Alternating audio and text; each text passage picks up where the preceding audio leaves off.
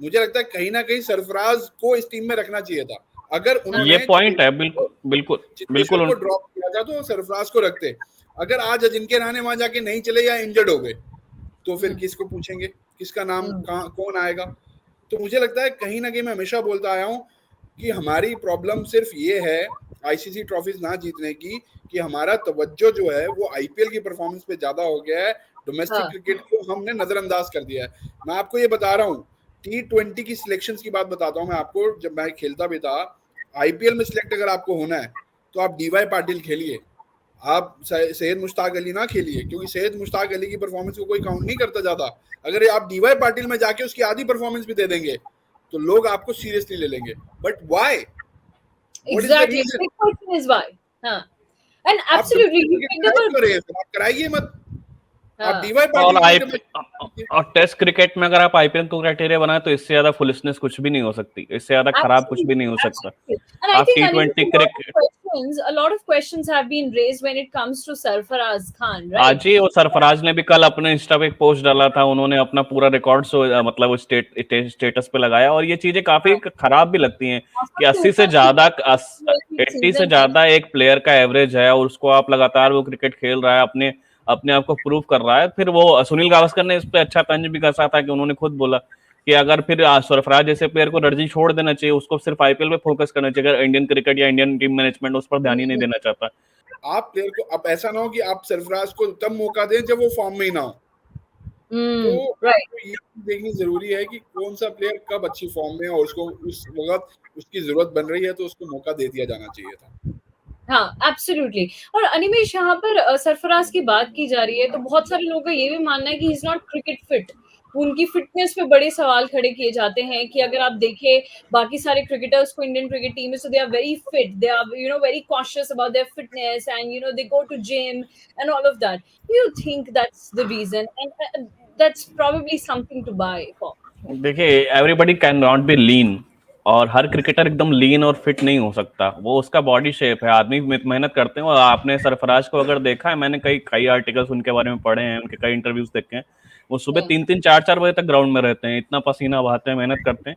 लेकिन अगर कोई पसीना बहा रहा है, मेहनत करना, उसका मतलब ये नहीं कि वो अपना वजन बिल्कुल एकदम कम कर लेगा, वो बॉडी उनकी उतनी ट्रांसफॉर्मेशन नहीं उनको अलाउ करती है, लेकिन वो परफेक्टली फिट है क्रिकेट के मैदान पे, उन्होंने विकेट कीपिंग भी की है। तो ये सारे मुद्दे बनते भी नहीं है। सुनील गावस्कर को मैं यहाँ पे कोट करना हूँ, उन्होंने बहुत अच्छा कोट किया था, अगर आपका क्राइटेरिया यही है कि आप बिल्कुल लीन बनना चाहते हैं तो आप फैशन मॉडल्स को उतार लीजिए, बुला लीजिए, वो पिच पर आकर बैटिंग करेंगे। तो ये कोई क्राइटेरिया ऐसे मत कीजिए। आप जैसे एयरलाइन के बैगेज चेक होता है ना कि इतने इस साइज का ही बैग जा सकता है, तो वैसे एक वो मॉडल बना दीजिए, आप इसमें फिट होंगे तो ही टीम में जाएंगे, वरना नहीं जाएंगे। आप एक मॉडल तैयार कर दीजिए, उसके अंदर बंदे को डालिए, जैसे हम बॉल को टेस्ट करते हैं ना कि बॉल टेढ़ा तो नहीं हुआ, सीधा है, खराब है, नहीं खराब है, अगर खराब है तो हम चेंज करेंगे। तो आप ऐसा कुछ बना दीजिए। फिर ऐसा नहीं होता। अगर बंदा 80 की एवरेज से रन बना रहा है, पिछले 3 साल में 100 की एवरेज से रन बना रहा है, तो वो कैसे क्रिकेट फिट नहीं है? मुझे कोई ये बताए। और सुलेमान बेन एक क्रिकेटर रहे हैं, कितना अच्छा उनका कितने हैवी वेट थे, वो अच्छी फील्डिंग करते, सब कुछ हम उनसे कंपेयर ना करें, क्योंकि देखिए वो अलग कंपेयर ना करें, लेकिन वो अलग खिलाड़ी, वो बात सही है, लेकिन कंपेयर नहीं भी करना। सरफराज अपने आप में परफॉर्म करके दे रहे हैं ना आपको। ये हम कंपैरिजन तब करते जब सरफराज 35, 40, 45 रन की एवरेज से रन बना रहे होते, और भी 4-5 प्लेयर होते जो 45 की या 40 की एवरेज से बना रहे हैं, या 38 की एवरेज से बना रहे हैं और सरफराज 45 की एवरेज से बना रहे हैं, तो हम कंपेयर कर लेते, चलो भाई ये फिट नहीं है लग रहे, ये फिट दिख रहे हैं, तो हम इनको मौका देते, समझ में आता है। लेकिन और ऐसा भी नहीं है, फील्ड में लैग भी नहीं कर रहा है वो, फील्ड एज एन फील्डर भी वो लैग नहीं करते। मैं बता रहा हूँ एज ए सिलेक्टर क्या होता है कि एक प्लेयर है जो 40-45 रन बनाता है मैच में, और एक प्लेयर है जो 35-36 रन बनाता है, लेकिन 35-36 वाला फिट बहुत है और 45-46 वाला फिट कम है, तो मुझे लगता है यार वो फील्डिंग में कहीं ना कहीं मेरे को फायदा करेगा, तो मैं 35-36 वाले पे चले जाऊंगा। बट एक प्लेयर 100 रन बना रहा है और एक प्लेयर 40 रन बना रहा है, तो इसका मतलब मैं कंपेयर कर ही नहीं सकता ना कि यहाँ पे फिटनेस का कहीं पे सवाल खड़ा हो। तो जब वो 100 की एवरेज से रन बना रहे हैं, आपको 80 की एवरेज से पिछले इतने सारे मैचेस में रन बना चुके हैं, तो मुझे नहीं लगता कि वहां पे कहीं पे किसी से आप कंपैरिजन कर सकते हो। कंपैरिजन तब होता है जब 19-20 की लड़ाई हो, या 19-20 की लड़ाई नहीं है, यहाँ तो लड़ाई, ये तो 25 पे जाके खड़े हुए हैं, ये तो अलग ही अपना एक मुकाम बना चुके हैं।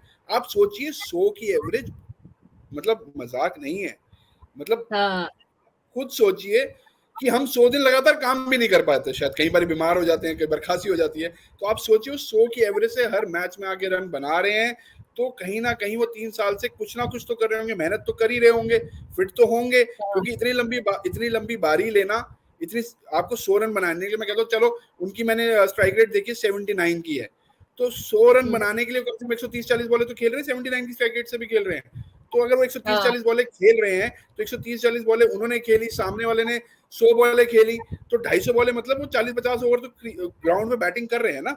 और जिस टाइम पे क्रिकेट होती है बॉम्बे में, आपको भी पता है गर्मी रहती है, बाकी जगहों पे भी गर्मी होती है, स्वेटिंग होती है, तो अगर आप फिट नहीं है तो आपको क्रैम्प आएंगे, तो आप फील्डिंग करने नहीं आएंगे। और ऐसा भी नहीं देखा हमने सरफराज के बारे में कहीं पे लिखा हो कि वो सिर्फ बैटिंग करने आते हैं और फील्डिंग करने आते नहीं मुंबई के लिए, ऐसा भी कहीं नहीं लिखा। तो फिटनेस की बात मेरे को लगता है ये सिर्फ एक पॉइंट है कि आप उसकी बॉडी शेप को देख के बोल रहे हैं कि वो फिट नहीं है। अगर ऐसा है तो मैं आज भी बोलूंगा, जैसे एयरलाइंस के अंदर एक बैगेज चेक होता है कि भैया इससे बड़ा बैग नहीं जा सकता, ऐसा एक बना दीजिए मॉडल, उसके अंदर डाल दीजिए प्लेयर को कि भैया आप ऐसे करें। आपने बनाया था सिस्टम ना कि आप यो पास करें, आपका ये मिनिमम क्राइटेरिया है, या आप 2 किलोमीटर रन कीजिए, आपका ये क्राइटेरिया है। अगर राइडू के साथ भी हुआ था ना, वही तो राइडू के साथ भी हुआ था, आपने नहीं पास किया, आपने बाहर कर दिया उनको टीम से कि भाई तुम फिट नहीं हो, नहीं आ सकते टीम में। चलिए वो ठीक है, क्योंकि आपने गाइडलाइंस दी ना सौरम्या, वहां पे आपने गाइडलाइंस दी, तो अगर आपने गाइडलाइंस दी है और अगर मैं नहीं कर पा रहा तो आई एग्रीड कि चलो मैं नहीं कर पाया, मैं आता हूँ, मैं करता हूँ। बट यहाँ पे तो वो ऐसी गाइडलाइंस में भी नहीं फंस रहे कहीं पे, ऐसा कुछ आ ही नहीं रहा रीजन। तो बस ये एक वो है कि नजरअंदाज किया जा रहा है खिलाड़ी को, तो वो गलत है। और मुझे लगता है अगर मैं सिलेक्टर होता और मुझे सिर्फ अजिंक्य रहाणे या सरफराज में से किसी को लेना होता तो मैं सरफराज को पहले लेता, क्योंकि ये जो टूर है ये इजी टूर रहने वाला है, ये बहुत डिफिकल्ट टूर नहीं है। तो अगर आप एक यंग टीम को वहां भेजते, मौका देते, तो बेहतर रहता। बिल्कुल। मतलब मुझे लगता है कहीं ना कहीं ये गलती हुई है।